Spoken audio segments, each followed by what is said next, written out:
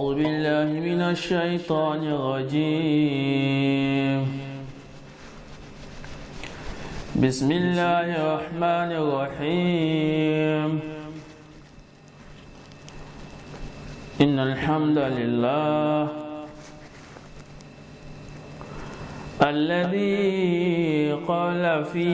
محكم تنزيل ادع إلى سبيل ربك بالحكمة والموعظة الحسنة وجادلهم بالتي هي أحسن إن ربك هو أعلم بمن ضل عن سبيله وهو أعلم بالمهتدين.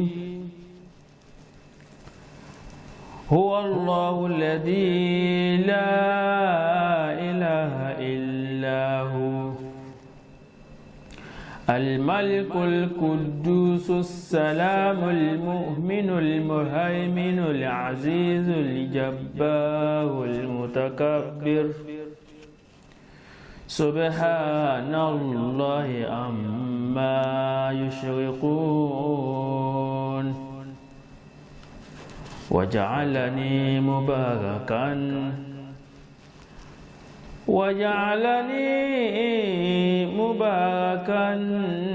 أينما كنت وأوصاني بالصلاة والزكاة ما دمت حيا. اللهم صل وسلم وبارك على سيدنا محمد وعلى آله وصحبه وسلم تسليما كثيرا. adúpẹ́ fún Ọlọ́run ọba òní ọba tí a dúpẹ́ fún, ọba tí ó sọ fún wa nínú Al-Qur'an. Ó ní nínú orúkọ òun Ọlọ́run ọba eléyìí tó dáa, fad'u biha, ó ní ká pe òun pẹ̀lú ẹ̀, pẹ̀lú àwọn orúkọ òun tí ó wà tó dáa tó dọ́ṣọ̀. A wá rí nínú orúkọ Ọlọ́run ọba náà tí ń ṣe 99 names of Allah, eléyìí tí Ọlọ́run ọba ní ká mú nínú ẹ̀ ká fi pè wọ́n Ọlọ́run. Kò bá àtúnṣe orúkọ míì tá a tún pè Ọlọ́run, ṣùgbọ́n a rí 99 yìí, a rí lákọọ́lẹ̀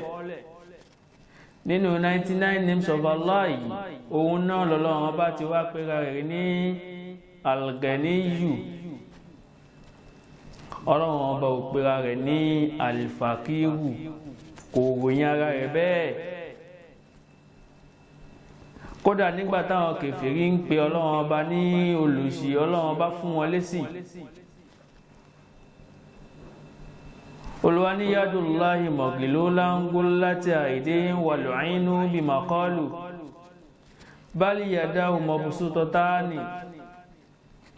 liyunfiqu kayfa yasha.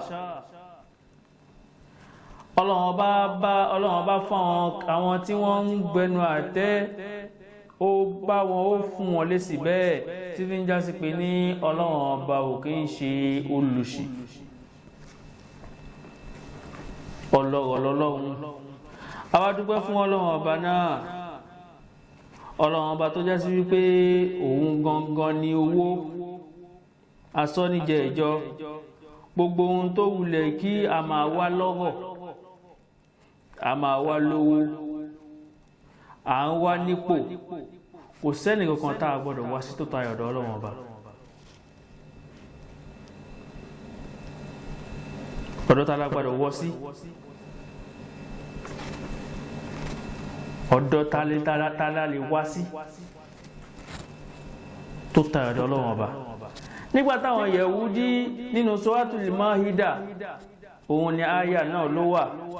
Olúwa ní wa qalatil yahudu yadullahi maghlula gullat aydihim wa lu'inu bima qalu bal yadahu mabsutatani yunfiqu kayfa yasha.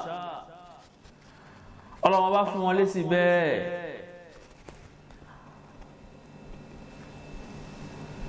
Àwa tara Ọlọ́run àtànábì àfi kí ọ̀gá àgbà, ọ̀rẹ́ Ọlọ́run, olólùfẹ́ Ọlọ́run, ayọ̀ Ọlọ́run, eléyìí tọ́lọ́run bá kalẹ̀ tó ṣàlẹ́ṣà fún ara rẹ̀, òun náà ni aláyé lọ́run Ànábì wa Muhammadu sallallahu alaihi wasallam. Ànábì tí Ọlọ́run bá fún ní ìjáza látàyé wípé ànábì ó yá gbà látàyé ní kó ti máa wà àlùjánnà. Bọ́lọ́run bá ti wá fún ní sàtífíkẹ́ẹ̀tì yìí tó ànábì ò tún fi Ọlọ́run pépè kò tún fi ilẹ̀. Àwọn sáré wá sọ fún pé ìyá ànábì yé ṣe ìwọ tọ́lọ́run bá ti kẹ́ tó báyìí kí ló tó tún dára ẹ láàmú. Ànábì wá fún ẹ pé kò yé yín ni.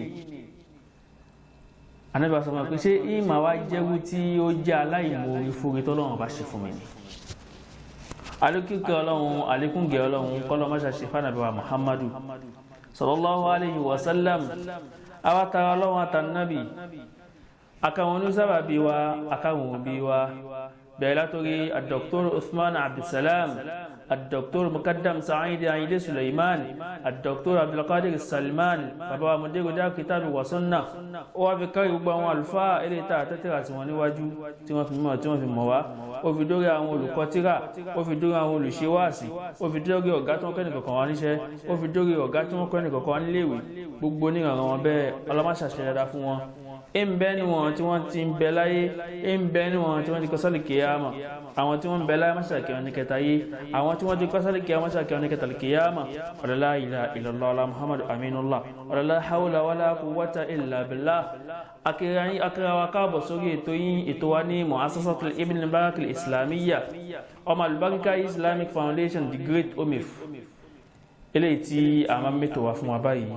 tá a máa fi ṣe ra wa láǹfààní, tá a máa fi ṣe ìṣìtì fúnra wa. Àwa kẹ́yìn olólùfẹ́ wa tẹ́ ẹ máa dúró tì wá ní gbogbo ìgbà, ẹ máa ń dúró tì wá, ẹ ń nánú owó yín, ẹ ń nánú àsìkò yín. Ọlọ́run máa ṣàbàwá sọ yín lẹ́san rere. Ẹ̀yin tẹ́ ń gbọ́ wa, ẹ̀yin tẹ́ ń wò wá, gbogbo ibikíbi tẹ́ bá wà, Ọlọ́run máa ṣàbàwá dúró tì yín. La ilaha illallah ala Muhammadu aminullah la hawla wala quwwata illa billah. Eléyìí ni ó máa jẹ́ apá kejì tọ́pìkì tí à ń bá bọ̀. Inshallah yóò máa jẹ́ apá kejì àti tí ó máa kẹ́yìn. Tọ́pìkì tí a pè ní al-infaq fi sabilillah, spending for Allah's sake.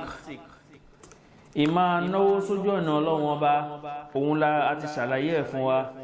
A jẹ́ ká mọ̀ níjẹ́ ẹjọ́ wípé kò sẹ́ni kankan tó lówó tó tayọ Ọlọ́run Ọba Allah. A mú àwọn ẹ̀rí wá fún wa nínú Al-Qur'an Karim. A tún ṣàlàyé fún wa pé ọ̀nà mélòó ni ìmá náwó,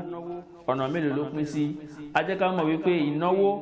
èyí tí ṣe wájìbù tí ṣe dandan ó wà, èyí tí ṣe mustahab ó wà. Èyí tó jẹ́ dandan òun náà ni owó tá a máa ń ná sẹ́mi ara wa, tá a bá lówó lọ́wọ́ agbádọ̀ ná sẹ́mi ara wa, agbádọ̀ ná fún ìyàwó wa, agbádọ̀ ná sọ́mọ wa. Èyí tí ń ṣe mustahabu òun náà ni ká ṣe sọ́dákọ̀,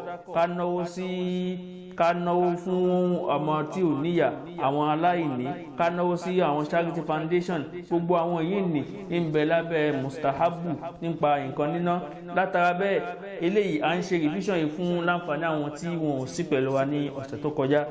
Lẹ́yìn náà a tún ṣàlàyé fún wa ní pé àwọn èrè wo lèyàn ó máa kó téèyàn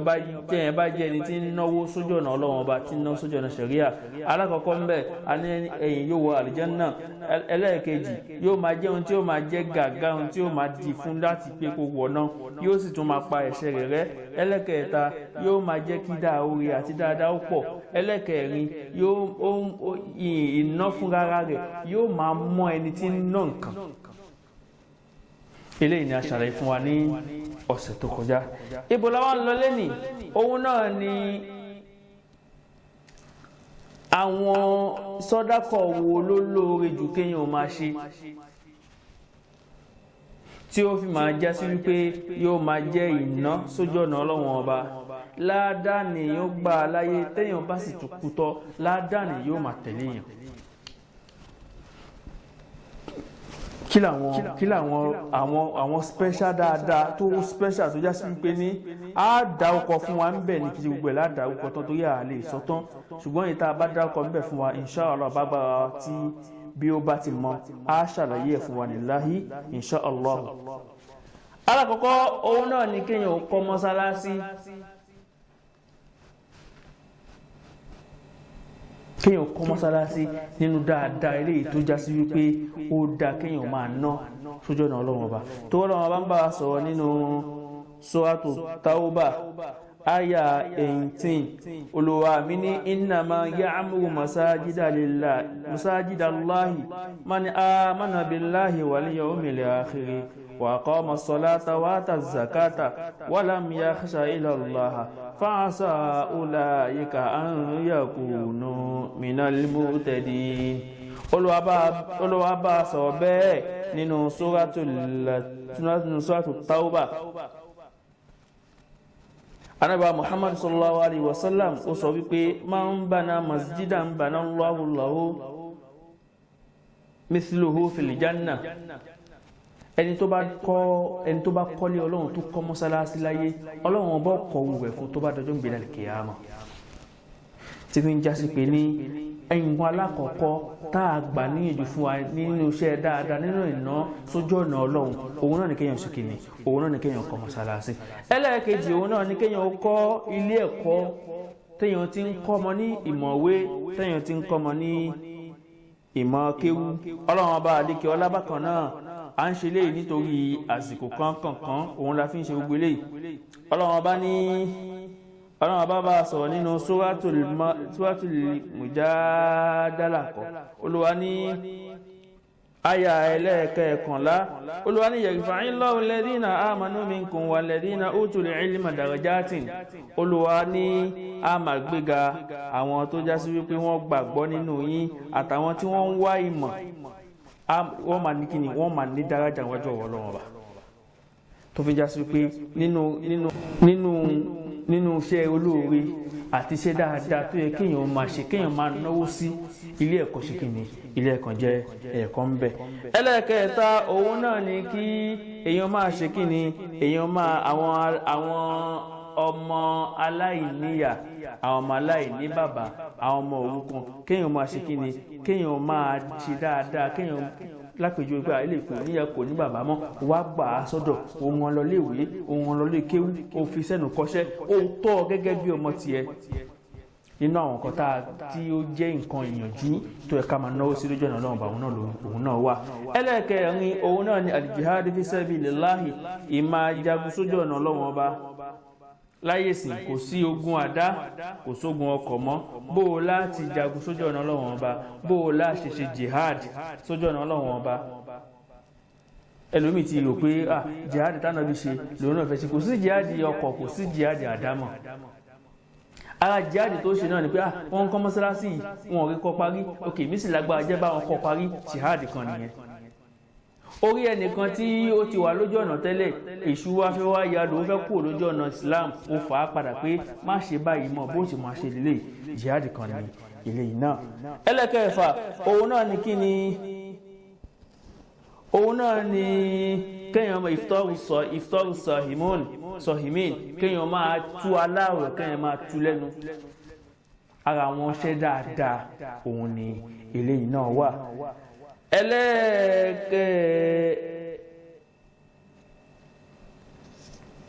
ẹlẹ́ẹ̀kẹjọ òun náà ní kíni òun ní kéèyàn máa ṣe kíni kéèyàn gẹ́gẹ́ bí ojúlẹ́yìn bá jẹ́ àfa alápèjúwe ó wá ń kọ tíra ń ṣe tíra alápèjúwe nísìnyí tí fi ń ṣe àwọn èèyàn ní àǹfààní ẹni tí máa ń pọ́pílìṣì ìwé tí ń pọ́pílìṣì tíra tí fi ń ṣe àwùjọ ní àǹfààní aráṣẹ́ dáadáa ní eléyìí náà wà. ẹlẹ́ẹ̀kẹ́ wá àti sọ níwájú òun náà ní kéèyàn ṣe kíni kéèyàn kọ́ ilé ẹ̀kọ́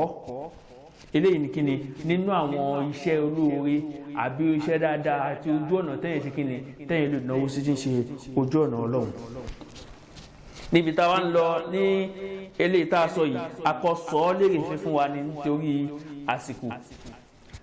ibo làwọn ń lọ òun náà ní adabul infaq tá a bá wá fẹ́ wá náwó sójú ọ̀nà Ọlọ́run bá ó ní ẹ̀kọ́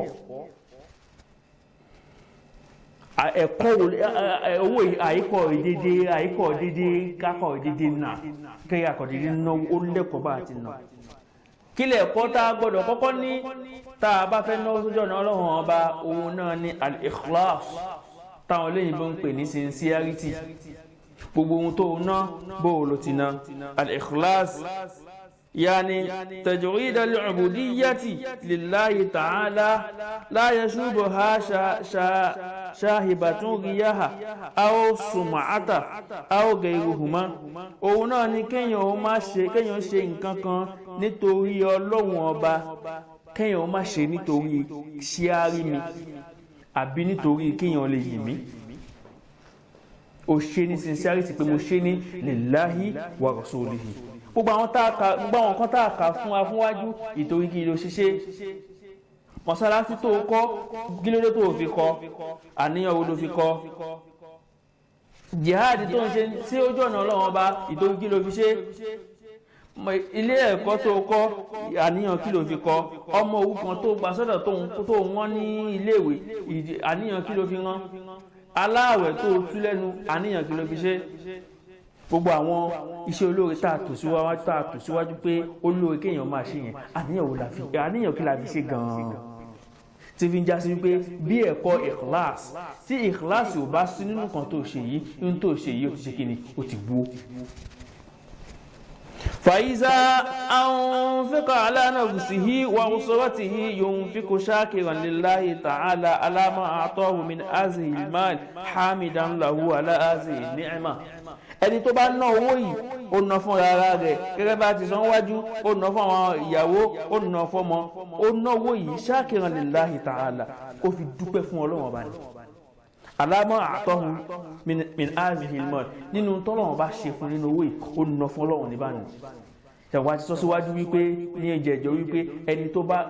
inú nǹkan tẹ́yìn gbọ́dọ̀ kọ́kọ́ náwó òun ní kíni èyàn gbọ́dọ̀ kọ́kọ́ náwó fún ara rẹ̀ àtàwọn ará ilé ẹ̀ àwọn ọmọ èèyàn ni.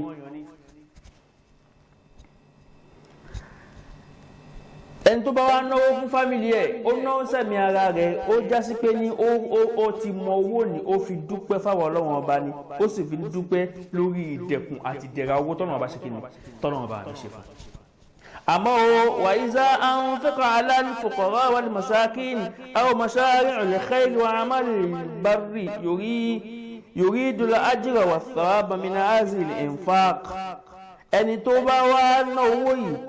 ó ná fún aláìní ó ná fún àwọn ọmọ òrukàn ó ná fún charity foundation kan ni ó ná owó yìí látara wípé kí ni yóò látara kó fẹ́ jẹ àǹfààní yóò á máa fún ní ẹ̀san nínú yàní bó ti ṣe ní á san lẹ́san wípé ó náwó ní ó fi ṣe kí ni ó fi tọ́jú aláìní gẹ́gẹ́ bí Ànábì Muhammad sallallahu alaihi wasallam tó sọ fún wa wípé innamal a'malu binniyati wa innamal likulli imri'in ma nawa gbogbo àníyàn téèyàn bá fi ṣiṣẹ́ lọ́lọ́run fi ṣe kí ni lọ́lọ́run fi san yẹn lẹ́san. faman anfaqa yabtaghi al-ajra falahu dhalik ẹni tó bá ṣe dáadáa tó bá náwó sójú ọ̀nà Ọlọ́run ọba làájírọ̀ falahu dhalik nítorí pé ká lè san ọ́ lẹ́san àwọn Ọlọ́run ṣe kí ni àwọn Ọlọ́run á san ọ́ lẹ́san yàní ó náwó ní kí ni ó náwó ní lillahi wa rasulihi ó ná nítorí àwọn Ọlọ́run á ṣe kí ni á san ọ́ lẹ́san. àmọ́ wà máa ní anfaqa riyaha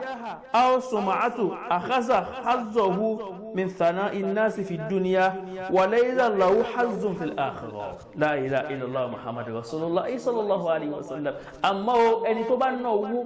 nítorí ṣíárí ni kí àwọn èèyàn bá fi mọ̀ pé in fact àwọn alájì náwó in fact tẹ́ bá rí mọ́sálásí táwọn alájì rí mọ́lẹ̀ in fact tẹ́ bá wo kíní kan ó ṣe ní ṣe pé káwọn èèyàn máa fi ṣe pé kíni kọ́ máa fi ṣe ìsàkánkéde rẹ tó bá yẹ pé àníyàn lè lò fi ṣe tọ́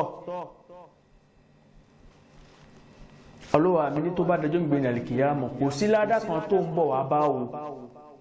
ẹ̀ ládá tó fẹ́ gbà òun náà ló ti gbí lọ́dọ̀ àwọn kíni òun náà ló ti gbí lọ́dọ̀ àwọn èèyàn yẹn. ẹlẹ́kejì nínú ẹ̀kọ́ tẹ́yàn gbọ́dọ̀ ní níbi ìnáwó sójú ọ̀nà Ọlọ́run ọba májẹ̀mú tó dé jẹun wíbẹ̀ nínú májẹ̀mú tó dè ọ́ tó já sí pé gbogbo tó bá ná sójú ọ̀nà náà bá ò ní ná lówó sàárà ò ní ná lásán láì ní gba ládàá òun náà ní kí ni adam lè manna wal adha kí ni túmọ̀ adam lè manna wal adha almanna yóò tá ń pè bẹ́ẹ̀ òun náà ni tahadduth bima untiya hatta yabluga dhalika al-mu'ti fayurihi òun náà ni kó o ṣe dáadáa fún yàn kó o wá máa sọ káàkiri wípé èmi ni mo gbó alájì lápèjúwe bóyá ẹnìkan wá bẹ ní kọ̀ọ̀ nísìn ó ní kó o bòun láṣìírí pé ẹ dákun ilé mi ló fẹ́ ilé ìlànà mi ti ń dà mí láwọn ó fẹ́ lé mi kúrò lé dákun bò mí láṣìírí má jẹ́ káṣìírí mi ò tú ó wá bò ó láṣìírí ó wá déta ó wá lọ ń sọ ó wá sọ ọ́ débi wípé ẹni yìí gbọ́ dákun ṣé inú ó dùn ni àbí yóò bàjẹ́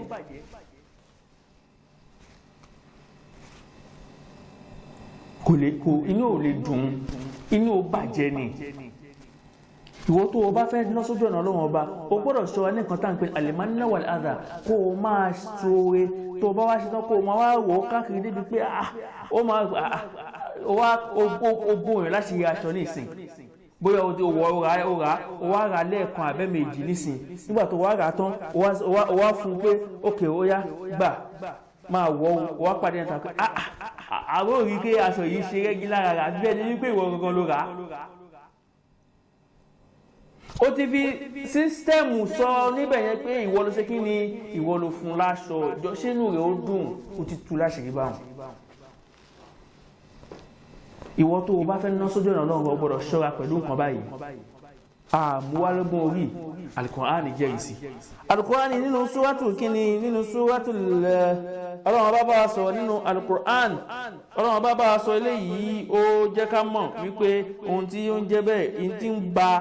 ohun tó ń ṣe kíni ohun tó ń ba iṣẹ́ jẹ́ ni.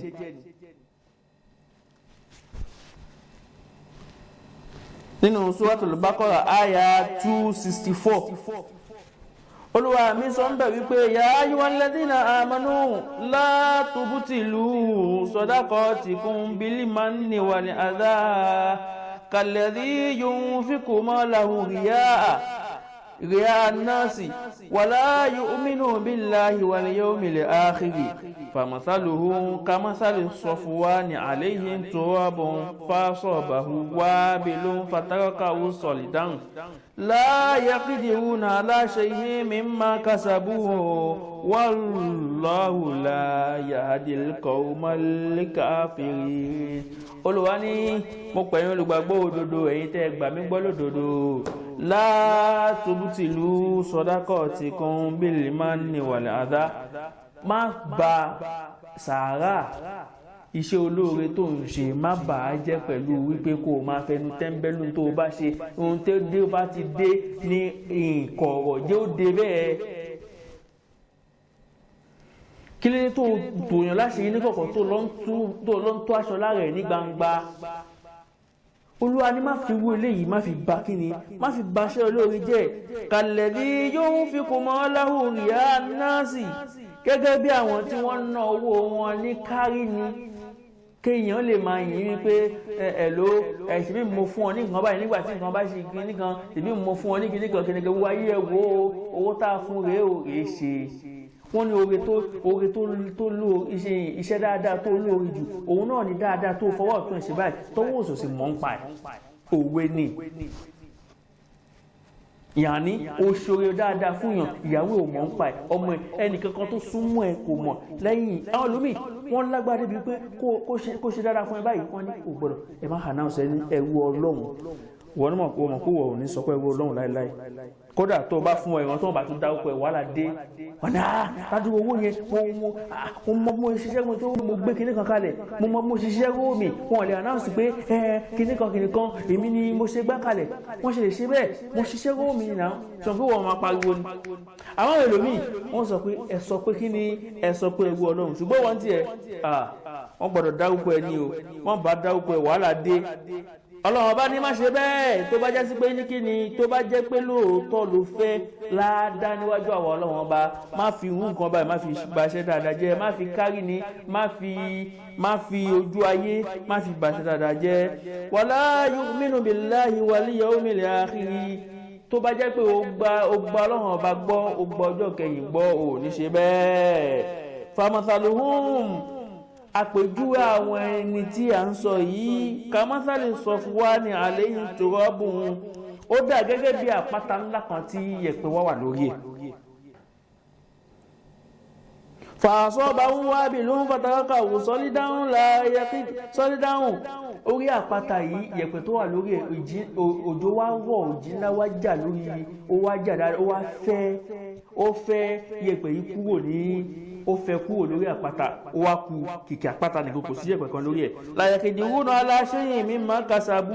wallahu la yahdil qawmal kafirin. Yáni ìtumọ̀ ẹ̀ ní wípé ìwọ tó ti ṣe dáadáa tó wá lọ ṣe ohun tí tó wá lọ bàá jẹ́ bil manni wal adha lẹ́yìn tó bá ti fi bàá jẹ́ ó dà gẹ́gẹ́ iṣẹ́ dáadáa ni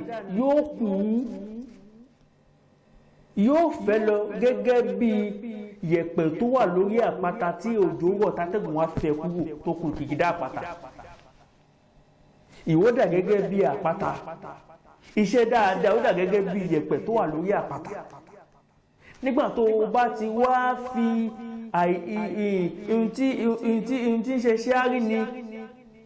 ojú ayé àwa la ṣe báyìí fún ẹni tó bò láṣìírí ní kọ̀kọ̀ tó tú ní gbangba. Nígbà tó bá ní wá ṣe wé eléyìí atẹ́gùn àti ìjì yóò wá fẹ́ òkú ìyẹ̀pẹ̀ tó wà lórí àpáta yóò wá fẹ́ lọ ṣe pé gbogbo iṣẹ́ dáadáa tó ṣe yìí ó ti lọ kò sí òògbà aládà kankan mọ́. Olùwà ní kò wá ní sí kíni kò ní sí nǹkan kan kò ní lágbára lórí nǹkan kan láti gbogbo ohun tó ṣe yẹn ó kọ̀ sí kíni ó kọ̀ ṣe látọ̀ tó gbé kíni wallahu la yahdil qawmal kafirin. Gbogbo ìjọ tó bá fi ń jẹ́ kèfèrí láyé Ọlọ́run kì í fi wọ́n mọ̀nà o. Ó dọ̀wọ́ ẹnìkankan wa ká ṣọ́ra ní nǹkan tí à ń pè ní al-manna wal adha ìmá ń ṣe kíni o ìmá ń ba iṣẹ́ olóore jẹ́ ni. Ẹlẹ́kẹ̀ẹ́ta nínú òfin tó de kéèyàn máa lówó téèyàn náwó sójú ọ̀nà Ọlọ́run ọba téèyàn ó fi rí ládá téèyàn ó fi rí ẹ̀san gbà níwájú Ọlọ́run òun náà ní kí ni ẹ̀ǹfààkì mi máa lè tọ́ yìí bì òun náà ní kéèyàn máa náwó nínú owó tó má owó tó fi kọ́ mọ́sálásí ibo ló ti rí i. súnmọ́ bí owó tó fi kọ́ mọ́sálásí ibo ló ti rí i. Owó tó fi kọ́ sùkú ibo ló ti rí i. Down. Ṣé owó àágùn ẹ̀ ló fi kọ́? Ṣé owó àágùn ẹ̀ ló fi kọ́ mọ́sálásí? Ṣé kìí ṣe wípé o ti pa àwọn ẹnìkan lọ́kùn jayé owó akọ́ mọ́sálásí kó o fi tu Ọlọ́run ọba lójú? Àwọn ẹlòmíì wọ́n ti yín Ọlọ́run ọba sí púpọ̀. O ti rí àwọn afá ti ṣe wá sí pé ẹni tó bá kọ́ mọ́sálásí Ọlọ́run ọba máa kọ́ lédè òun náà lọ́jọ́ gbẹ̀rẹ̀ nìkẹ́ o ti gbọ́ ogun wá sí yẹn wọ́n ti ṣe fún ẹ nínú irú ìtawà náà ń ṣe yìí ní ìsìn àti kà síwájú pé Ọlọ́run sọ pé ẹni tó bá kọ́ ilé kan fún àdìsí àná Muhammad sallallahu ó ní ẹni tó bá kọ́ ilé tó bá kọ́ mọ́sálásí òun náà kọ́ ṣe kíni òun náà kọ́ irú ẹ̀dẹ́ ní àlìjánnà o ti gbọ́ gbogbo ẹ̀ náà bọ̀ yìí sọ o ti wá wọ́wọ́ lọ́nà tí ò tọ́ o ti pààyàn o ti pa ọmọ lọ́wọ́ ọlọ́kùnjayé lọ o ti jálé onílé o ti fi bu ti ẹ ilé onílé tó já kò ló ń kà nígbò wá já tán tó já gbogbo ẹ̀ mọ́ra wọn ẹni tó sọ sí òwò ayé o sọ ẹni tó sọ di olùṣe ayérayé o sọ ẹni tó gbaṣẹ́ lọ́wọ́ ẹ̀ o ṣe gbogbo kálukú ló mọ bó o ṣe pálẹ́kún tó fi kójọ o wá kówó níjọ tán wá ní tọ́ ní tó kù tá a fẹ́ wá ṣe nísìnyí òun náà ní ká kọ́ mọ́sálásí kọ́lọ́run bá lè pàdé rárá o ẹni tó bá fẹ́ náà sójú ọ̀nà Ọlọ́run ọba inú òfin tó dé òun ní pé kí ni owó tó gbọ́dọ̀ fi kọ́ ó gbọ́dọ̀ jẹ́ owó kí ni ó gbọ́dọ̀ jẹ́ owó tó mọ́ tó gbé kí ni lè anna Allaha ta'ala tayyibun la yaqbalu illa tayyiban tó gbé kí ni Ọlọ́run ọba mi ọba tó mọ́ ni kò sì ní gbà nǹkan kan lọ́wọ́ èèyàn àfihàn tó ṣe kí ni àfihàn tó mọ́ kí ló fà á tá a fi ń ṣàlàkà tó kí wọn kí Ọlọ́run fẹ́ ká mú ara ká tó wá síwájú Ọlọ́run ká tó wá sọ́dọ̀ Ọlọ́run bá ní kí ló fà á tá a gbọ́dọ̀ fi wẹ̀ tí obìnrin gbọ́dọ̀ fi wẹ̀ tó bá parí nǹkan oṣù àbí ẹ̀jẹ̀ ìbímọ tó bá dá kí ló fà á Ọlọ́run bá fẹ́ ká wà ní mímọ́ ni kí ló fà á tó yẹ pé tá a bá mọ́ a gbọ́dọ̀ fọwọ́ kan alukur'an tó pé kí ni alukur'an ìwé mímọ́ Ọlọ́run ọba ni òun náà sì mọ́ kò fẹ́ ká fọwọ́ kan kí ló fà á tá a bá papọ̀ pẹ̀lú ìyàwó wa àbá papọ̀ pẹ̀lú ọkọ wa a ṣe lọ́kọ láya tán a gbọ́dọ̀ wẹ̀ jánábà kí ló fà á Ọlọ́run ọba mi fẹ́ mímọ́ ni tó pé kí ni gbogbo nǹkan yìí ìdọ̀tí ni ogbó sì gbọ́dọ̀ mọ́ra kó tó wá síwájú Ọlọ́run gbogbo ìjọsìn yìí òun lórí ìkwáyà a gbọ́dọ̀ mọ́ dandan ní káwà tí kí ni gbogbo dandan ní káwà ní mímọ́ látòkè délẹ̀ òfin tó wá de wípé tá a bá dáràn ìwẹ̀ jánábà tó bá pọn dandan fún wa ká wẹ̀ ìmọ́ra òfin tó dè wá kó tó di pé a lọ kírun a gbọ́dọ̀ wà ní mímọ́ a gbọ́dọ̀ ṣàlùwàlá òfin aṣọ wa gbọ́dọ̀ mọ́ kódà ìtọ̀ gbọ́dọ̀ kọ́sínà ṣẹ́ta gbọ́dọ̀ fi kírun ìgbẹ́ ò gbọ́dọ̀ wà ń bẹ̀ spam ò gbọ́dọ̀ wà ń bẹ̀ spam ara ọkùnrin ni spam ara obìnrin ni kò gbọ́dọ̀ wà nínú aṣọ tá a fẹ́ ṣe kí ni aṣọ tá a fẹ́ fi kírun gbogbo ààyè tó fẹ́ fi kírun ni ó gbọ́dọ̀ mọ́ aṣọ tó fẹ́ wọ̀ ni ó gbọ́dọ̀ mọ́ ìtẹ́ tó fẹ́ tẹ́ ni ó gbọ́dọ̀ mọ́ ara tí ìwé gbogbo gbọ́dọ̀ mọ́ fún ara rẹ̀ òfin tó wá de eléyìí òun náà ló de tó o bá fẹ́ náwó sójú ọ̀nà Ọlọ́run owó tó o fẹ́ ná yìí ó dà gẹ́gẹ́ bí aṣọ tó o fẹ́ fi kírun ni ó gbọ́dọ̀ mọ́ owó tó o fẹ́ ná sójú ọ̀nà Ọlọ́run ọba yìí ó dà gẹ́gẹ́ bí ààyè tó o fẹ́ fi kírun ni tó gbọ́dọ̀ mọ́ owó náà gbọ́dọ̀ mọ́ tó gbé kí ni Ọlọ́run ọba mi mọ́ ni kò sì ní gbà kankan lọ́wọ́ wa àfihàn tó bá mọ́ faqad amara subhanahu bil infaqi min at-tayyibi al-mahbubi lin-nafsi fa uhibbu akhika ma tuhibbu li nafsika Ọlọ́run ọba ti pa wá láṣẹ wípé a gbọ́dọ̀ máa ná nínú ohun tí a fẹ́ tẹ̀mí wa fẹ́ gangan tó bá mọ́ táwọn náà kì í ṣe pé ó fẹ́ tọrẹ ní ìsìn wá lọ mú aṣọ tó já sí wípé ìwọ náà mọ̀ wípé tó o bá fún èèyàn kò lè ṣàǹfààní fún kí ló wá fún ṣe bẹ́ẹ̀ tọ́nà bá fi sọ wípé a gbọ́dọ̀ mọ́ nínú kẹ́kẹ́ ni ohun tó mọ́ kò tó wá dúró ń bẹ̀ o fa uhibbu akhika ma tuhibbu li nafsik ohun tó wá fẹ́ fún ara rẹ fẹ́ fọmọlà kejì náà bẹ́ẹ̀ má ṣe kéni má ní tẹ̀m̀bẹ̀lẹ̀kún má ní tẹ̀m̀bẹ̀lẹ̀kún ó ti dókè nìyẹn má rò pé òkúhun náà má dókè jẹ́ kó dókè ẹjọ́ gùnkè fà á sókè ìyẹn ò ní kí wọ́n jábọ́ má yà kẹ́ni má ní ó ti ní nìyẹn gbèrú kẹ́lùmí kó má làkejì náà ní ẹni tó nílẹ̀gbẹ̀ẹ́ tiẹ̀ náà tí wọ́n náà ti ní má ní kó jábọ́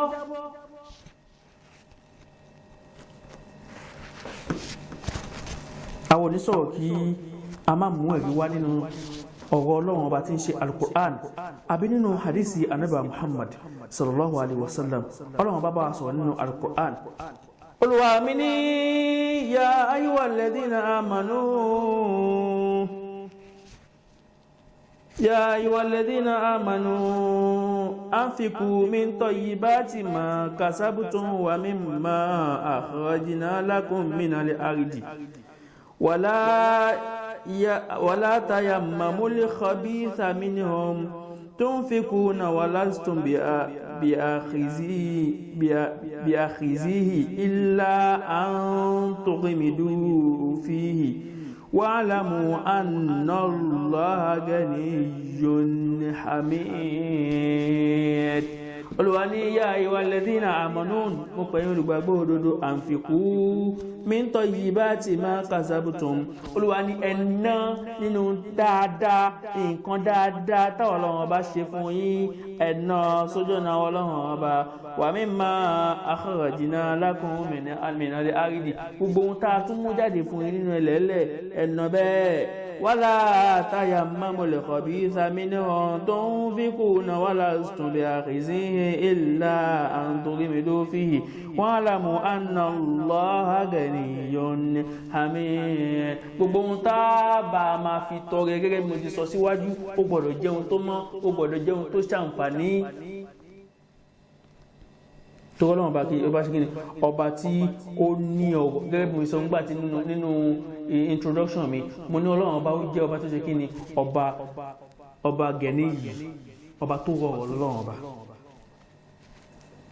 ẹlẹ́ẹ̀kẹta nìyẹn. ẹlẹ́ẹ̀kẹrin òun náà ní al-i'tidal fil infaq. ilé iná ṣe kókó àtúntì tọ́pìkì kan ní jímọ̀ kẹrin sísìn àpàkọ́lé ní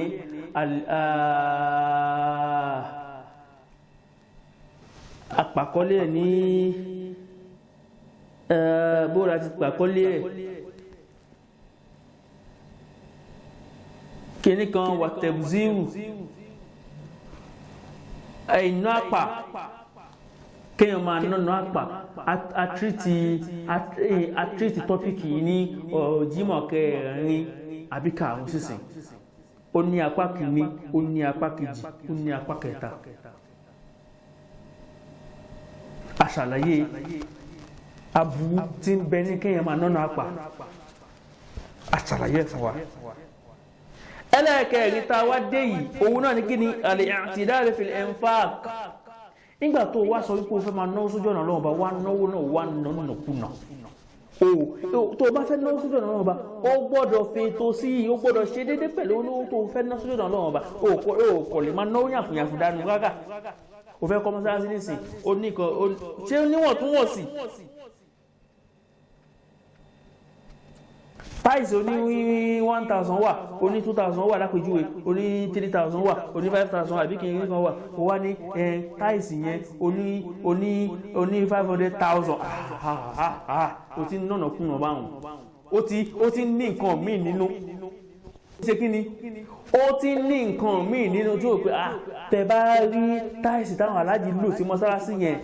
ó ti ń dìbẹ̀ máa jẹ́ kó dìbẹ̀ kíṣẹ́ ẹ̀ má bàa ṣe kí ni kíṣẹ́ ẹ̀ má bàa bàjẹ́. o gbọ́dọ̀ ṣe kíni o gbọ́dọ̀ ṣe déédéé pẹ̀lú tó o fẹ́ ná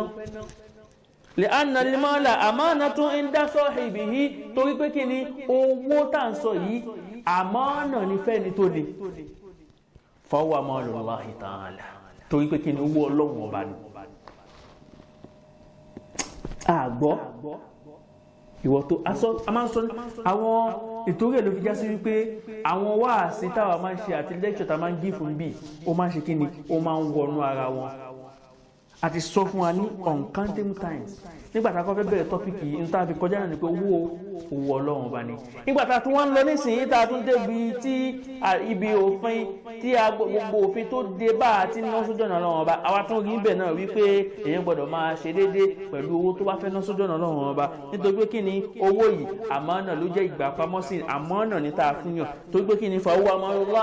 owó Ọlọ́run ọba ni kì í ṣe owó èèyàn kọ́ ló lówó Ọlọ́run ọba ló lówó ìwọ tá a bá wá fún lówó àyà ẹni a fún ẹni o gbọ́dọ̀ dá padà fáwọn Ọlọ́run ọba ọ̀nà owó ló gbọ́dọ̀ dídó padà sọ́dọ̀ Ọlọ́run òun náà ni kò ná fẹ́ni tí ò ní ọ̀nà wo ni onímímọ̀ ọ̀nà wo ló gbọ́dọ̀ fi náà ló gbọ́dọ̀ fi dá padà fọ́lọ́run ọba òun náà ni kó kọ́ aláìmọ̀ kan kó kọ́ nímọ̀ ìwọ tó onípò ọ̀nà wo ló gbọ́dọ̀ fi dá padà fọ́lọ́run ọba òun náà ni kó o fi ẹni tí ò sí nípò tó yẹ kó o fún nípò kó o fún nípò gbogbo àwọn nǹkan yìí kí ló bí owó náà ló bí bó ṣe wá bí a gbọ́dọ̀ dá padà fọ́lọ́run tó wọ́n yá wa ni bó o láṣẹ wá dá padà fọ́lọ́run òun náà ni ká fi ṣe ẹni tó bá ń ráwọn ẹlẹ́gbẹ̀ẹ́ wa ká ṣe tó bá dọjọ́ gbé dàrí kìyàmọ̀ Ọlọ́run sọ fẹ́ni tí Ọlọ́run sọ fẹ́ni tí kò ṣe dáadáa pé ìwọ́n ti ẹ̀ ibi ń pa mí gbà mọ́ wà láyé wá sunkún bá ọ wípé kó o fún mi lówó o sì fún mi èdè máa dá Ọlọ́run ọba lóhùn ìrẹ́ Ọlọ́run ọba ìwọ Ọlọ́run ní ìdíkìlẹ̀ bá fi owó ṣe ìwọ náà bá o ti jù báyìí lè ṣe wọ gángan ló fún mi lówó Ọlọ́run ní bẹ́ẹ̀ ni ṣó ẹrú mi tó wá sunkún báyìí èmi ni wá sunkún báyìí èé ṣe tó ràn án lọ́wọ́ dúkìá Ọlọ́run bá ní owó jẹ́ fẹ́ni tó bá ní a gbọ́dọ̀ handle it with care tá a bá gbalé nísìn tí ilé yẹn bá jẹ́ ẹlẹ́rù ṣé ẹ mọ̀ wípé ilé tá a gbà yẹn ilé ẹlẹ́rù ni tá a bá fẹ́ gbalé nísìn wàá sanwó ilé wàá sanwó agreement wàá sanwó kíni wàá sanwó agent ojú ọmọ èyí tó san ojú ọmọ mẹ́ta agreement yẹn owó agreement yóò kọ́ fún àyè tó o bá fẹ́ kúrò nínú ilé yẹn tó o bá ba nǹkan tó wà ń bẹ̀ jẹ́ wọ́n á fi ṣe kí ni wọ́n á fi dì í. torí pé kí ni àwọn property tó wà nílé yẹn wọ́n kọ́ ló ní orẹ́ǹtì ẹ̀ ni ṣé wàá rí owó property ọlọ́run báyìí ọlọ́run ó bí ọ bó ti ná tó o bá ṣe rádaràda ọlọ́run ó bí ọ tó o bá ná sọ́nà tí o tọ́ ọlọ́run ọ̀nà tó tọ́ la ilaha illallah muhammadu rasulullah ọ̀nà tó tọ́ lélẹ́yìí o tọ́lọ́run tún wọ́n lù pé tó o bá fẹ́ ná sọ́nà tó tọ́ náà o gbọ́dọ̀ lo kíni o gbọ́dọ̀ lo 36 yẹ pẹ̀lú ẹ̀ ká máa sọ pé wọ́n tó ń ná síbi tọ́lọ́run ọba ò fẹ́.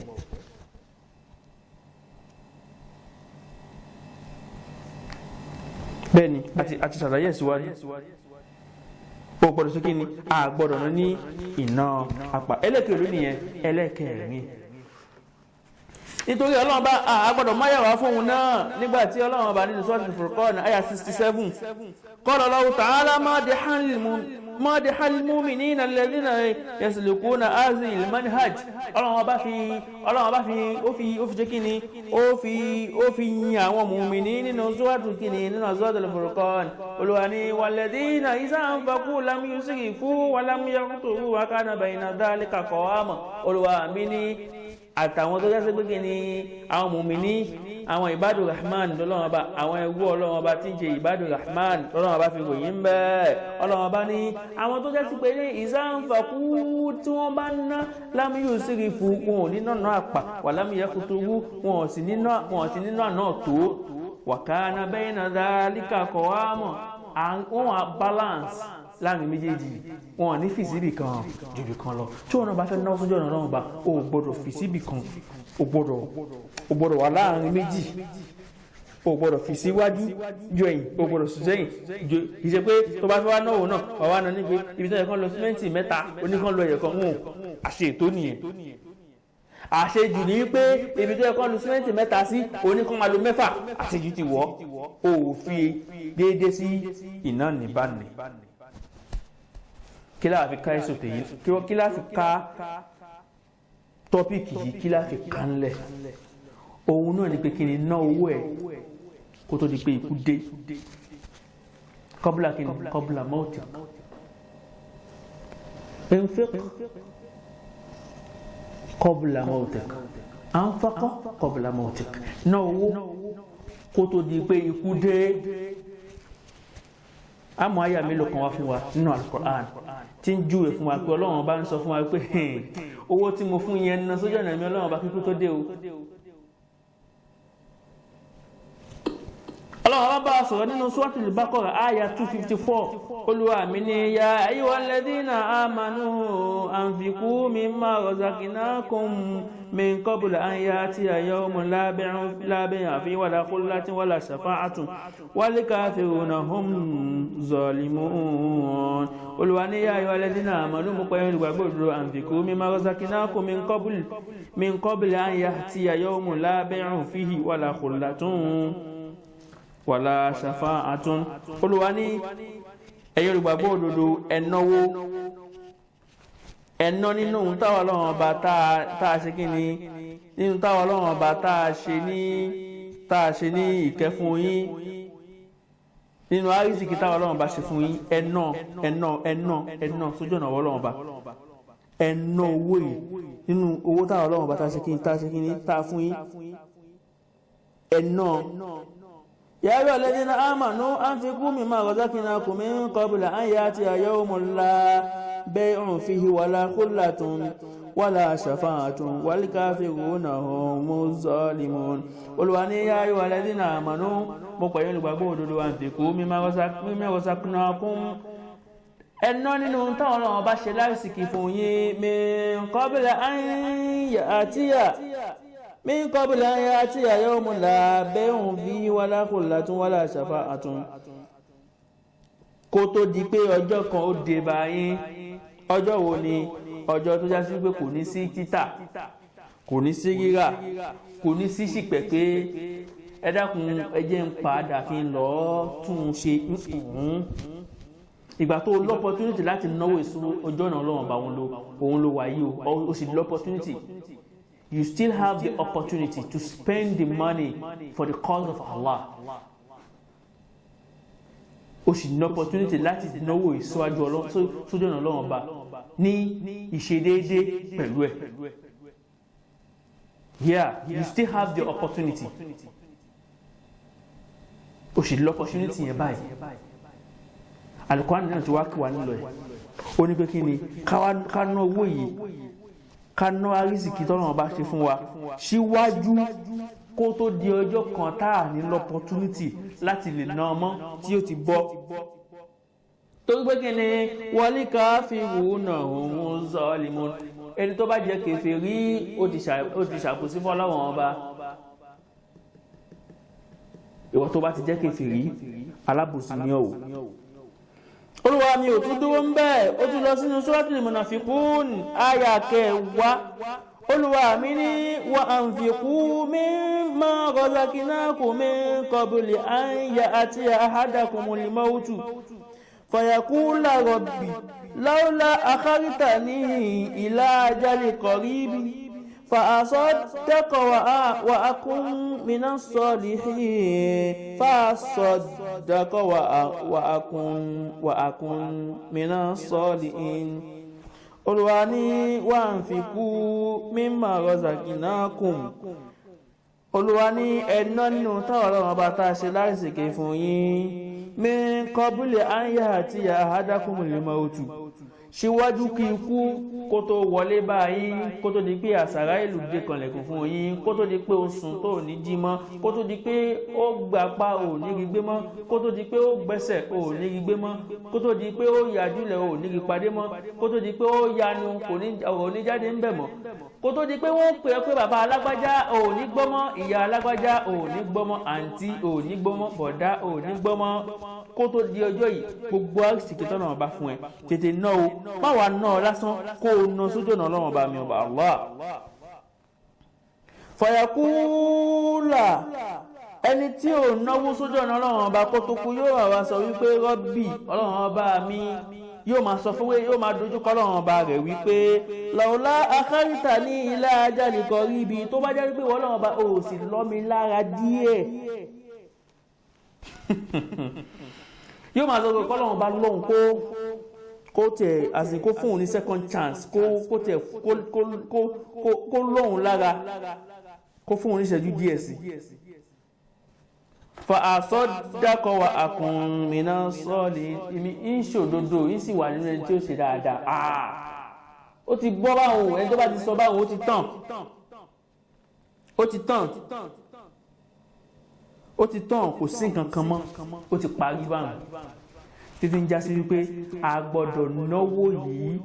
kó tó di pé kí ni, kó tó di pé ikú dé, ẹja ná sójú ọ̀nà Ọlọ́run bá. Ànábì Muhammad níkẹyìn sallallahu alaihi wasallam ó sọ fún wa wípé yatba'ul mayyita thalathatun, nǹkan mẹ́ta kan yóò máa tẹ̀lé òkú tó kù bá ti kú. Fayarji'u ithnani wa yabqa ma'ahu wahidun. Inú nǹkan mẹ́ta ta ni yóò máa tẹ̀lé òkú yìí, méjì ó padà, ẹyọ̀kan ó ṣe kí ni, ẹyọ̀kan wà pẹ̀lú ẹ̀.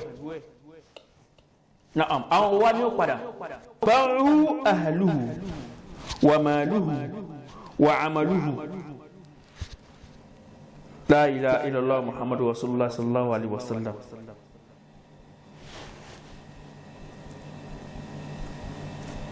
Nǹkan mẹ́ta tí ó máa tẹ̀lé òkú, òun náà ni ará ilé ẹ̀, owó ẹ̀ àti iṣẹ́ tó bá ṣe. Fayarji'u ahluhu wa maluhu. Ẹ dákun gbà tá bá gbókù dé sàréè, èyí tí ń ṣe ẹjẹ́ máa tẹ̀lé ìyá òun lọ ní o, òun fẹ́ tẹ̀lé bàbá òun lọ ní o, òun fẹ́ tẹ̀lé aláàánú òun wọ ní o. Ẹni tó bá ṣe bẹ́ẹ̀ lẹ́gbẹ̀ẹ́ tẹ́bà lọ, ó kọ̀ jẹ́ pé ibi tẹ́yẹ̀ ti ń jẹjà náà sà kìí ṣe ibi eré ni. Àfẹ́ni tí ó bá bẹ̀rù Ọlọ́run tó bá débẹ̀ mí ẹ̀ gbọ́dọ̀ gbọ̀n pẹ̀pẹ̀. Wallahi alazim tàbá gíbi tó ń sìnkú kódà ọlọ́run orí ń bẹ kéèyàn máa tẹ̀lé èèyàn lọ síbi tó ti ń sìnkú èèyàn máa gba lára torí yóò máa rántí yóò máa fún yàn níwájú yóò sì máa rán yàn létí pé ọjọ́ kan ń bọ̀ téèyàn náà wà ní gbogbo tẹ́lẹ̀ yìí wà yìí lẹ́nu àsìkò yìí rẹ̀ yóò bẹ̀rù ọlọ́run tá a bá sọ fún ẹni tó bá ní òun fẹ́ tẹ̀lé ẹnìkan lọ kẹ́ni ó yá ìfilẹ̀ ẹ̀ sí pẹ̀lú ẹ̀rì tí ó sá padà tó gbé kí ni ara alẹ́ èèyàn àtọwọ́ èèyàn kò ní ṣe kí ni wọ́n padà kí ni wọ́n wá pẹ̀lú òkú kí ni ó dúró ti òkú tí ò ní padà òun náà ni kí ni wàyẹ́ búkọ́ amaluhu la ilaha illallah iṣẹ́ tẹ́dà bá ṣe òun ni ó kú ẹ̀fẹ̀ dá o owó tó ná sójú ọ̀nà ọlọ́run ọba tó ná níbo ti yẹ kó ná o ṣe kárí ni pẹ̀lú ẹ̀ ó ná pẹ̀lú sincerity ó ná pẹ̀lú dédé gbogbo náà ti ní kó ná ló ná yóò wà pẹ̀lú ẹ̀ mọ́sálásí tó kọ́ ní títí ọlọ́run àti lillahi wa rasulihi yóò wà pẹ̀lú ẹ̀ ilé ẹ̀kọ́ tó kọ́ lillahi wa rasulihi yóò wà pẹ̀lú ẹ̀ aláwẹ̀ tó ṣí lẹ́nu ládàá yóò wà pẹ̀lú ẹ̀ lillahi wa rasulihi. tá a bá gbé òkú lọ tẹ́ á padà lẹ́yìn ẹ̀ o kí ni ó máa kù pẹ̀lú òkú kí ni ó dúró ti òkú òun náà ní iṣẹ́ tí òkú bá ṣe kíni tí òkú bá ṣe láyé subhanallah walhamdulillah wala ilaha illallah wallahu akbar wala hawla wala quwwata illa billahi al-aliyyil azim subhana rabbika rabbil izzati amma yasifun wassalamu ala al-mursalin walhamdulillahi rabbil alamin.